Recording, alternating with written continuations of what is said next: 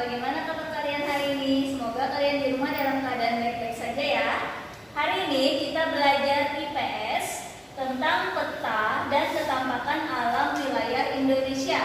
Nah, bagaimana? Apakah kalian sudah siap mendengarkan penjelasan dari Ibu? Kita langsung saja ya. Sekarang kita akan membahas tentang peta dan ketampakan alam wilayah Indonesia. Pembahasannya ada di buku tema 5, halaman 15-16 dan halaman 19-20.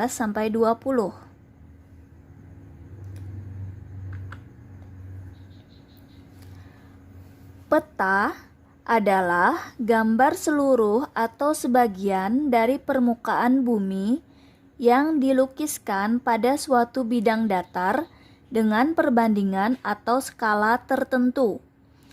Permukaan bumi pada peta digambarkan seluruhnya atau hanya sebagian. Gambar tersebut dibuat di atas sebuah bidang datar seperti kertas, karton, papan, dan sebagainya. Komponen peta. Yang pertama, judul peta. Biasanya ditulis pada bagian atas peta yang biasanya menunjukkan isi peta. Yang kedua adalah skala peta, yaitu perbandingan jarak pada peta dengan jarak sesungguhnya. Dengan skala peta, pengguna peta akan dapat menentukan jarak antar tempat yang ada pada peta.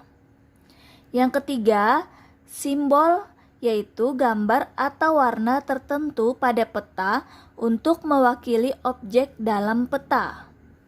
Yang keempat, garis astronomis, yaitu garis khayal pada muka bumi, garis-garis mendatar atau horizontal yang terdapat pada peta disebut garis lintang, sedangkan garis tegak disebut garis bujur.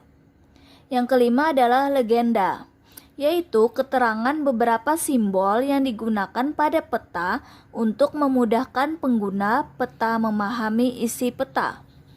Yang keenam, mata angin, yaitu pedoman utama arah mata angin.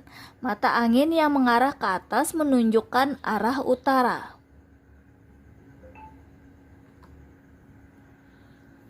Menggambar peta wilayah dapat dilakukan dengan cara menjiplak atau dengan bantuan petak-petak pada peta.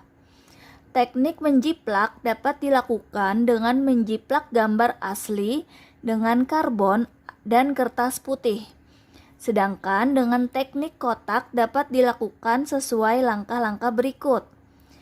Yang pertama, bukalah atlas, lalu tentukan peta yang akan digambar.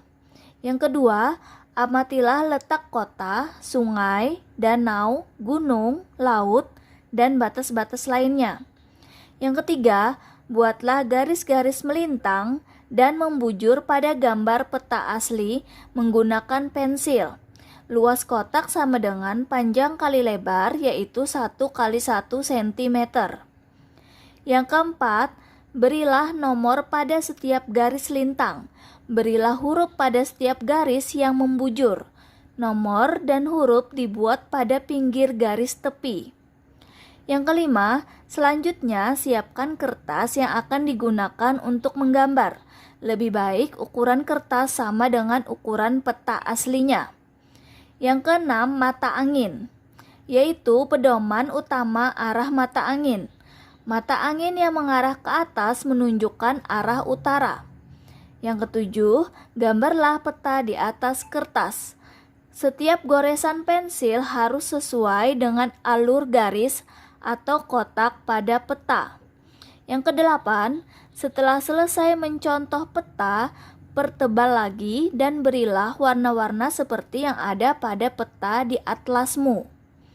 Yang kesembilan, hapuslah kotak-kotak yang telah dibuat beserta huruf dan nomornya. Ketampakan alam wilayah Indonesia.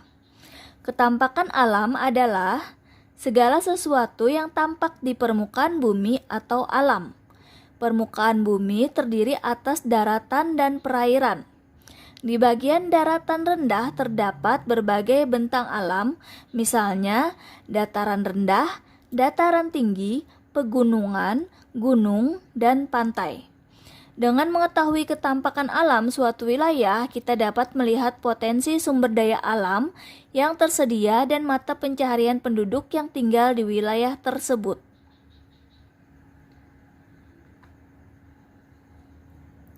Ketampakan alam yang terlihat di wilayah Indonesia. Yang pertama, gunung. Gunung adalah tonjolan permukaan bumi. Ketinggiannya lebih dari 500 meter di atas permukaan laut. Gunung terbagi menjadi gunung berapi dan gunung tidak berapi. Jika kita perhatikan dalam atlas atau peta, gunung berapi diberi simbol atau tanda segitiga merah. Adapun simbol gunung tidak berapi adalah segitiga hitam. Gunung-gunung, baik yang berapi atau tidak berapi, tersebut tersebar di wilayah Nusantara. Hampir di setiap provinsi terdapat gunung. Yang kedua adalah dataran rendah. Dataran rendah merupakan ketampakan alam daratan. Ketinggiannya kurang dari 200 meter. Pada umumnya, dataran rendah dimanfaatkan sebagai tempat beraktivitas. Selain itu, digunakan sebagai pemukiman penduduk. Banyak kota besar di Indonesia didirikan di wilayah dataran rendah, misalnya Medan, Jakarta, Surabaya, Pontianak, Makassar, dan Jayapura. Yang ketiga adalah dataran tinggi. Dataran tinggi banyak dimanfaatkan untuk perkebunan dan tempat peristirahatan. Udara di sana sejuk dan segar. Dataran tinggi terletak di ketinggian antara 200 sampai 500 meter. Dataran tinggi ditunjukkan dengan warna hijau muda. Dataran tinggi terkenal di Indonesia, diantaranya dataran tinggi Dieng di Jawa Tengah. Yang keempat adalah sungai. Sungai adalah sebuah aliran air tawar yang mengalir dari sumbernya menuju ke danau ataupun laut. Sungai membantu aktivitas kehidupan penduduk sehari-hari. Simbol sungai pada peta atau atlas berbeda dengan gunung. Untuk menunjukkan sungai digambarkan garis yang meliuk-liuk, makin ke ujung makin kecil atau tipis. Pada umumnya terdapat tulisan nama sungai di sepanjang simbol tersebut.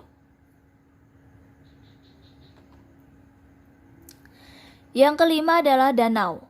Danau adalah cekungan yang berisi air dan dikelilingi daratan. Air danau berasal dari air hujan, sungai, dan mata air di pegunungan. Danau mempunyai banyak manfaat bagi kehidupan manusia. Danau bisa dimanfaatkan sebagai tempat pariwisata, PLTA, perikanan, irigasi, dan untuk pelestarian alam. Beberapa danau di Indonesia antara lain Danau Toba dan Kerinci di Sumatera, Danau Ranukumbolo dan Taman Hidup di Jawa, dan Danau Segara Anakan di NTB. Yang keenam adalah tanjung atau semenanjung. Tanjung merupakan daratan yang menjorok ke laut. Jika daratan itu jauh menjorok ke laut disebut semenanjung. Simbol tanjung pada peta disingkat TG. Yang ketujuh adalah teluk.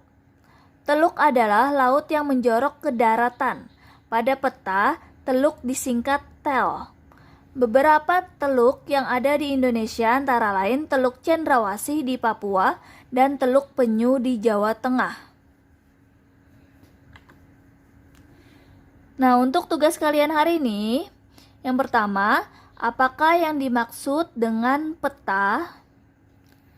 Yang kedua, apakah yang dimaksud dengan legenda? Yang ketiga, sebutkan 3 ketampakan alam yang terlihat di wilayah Indonesia. Yang keempat, bagaimana cara menggambarkan sungai pada peta atau atlas? Yang kelima, sebutkan 3 danau yang ada di Indonesia. Nah, bagaimana anak-anak? Apakah kalian sudah memahami penjelasan Ibu hari ini? Semoga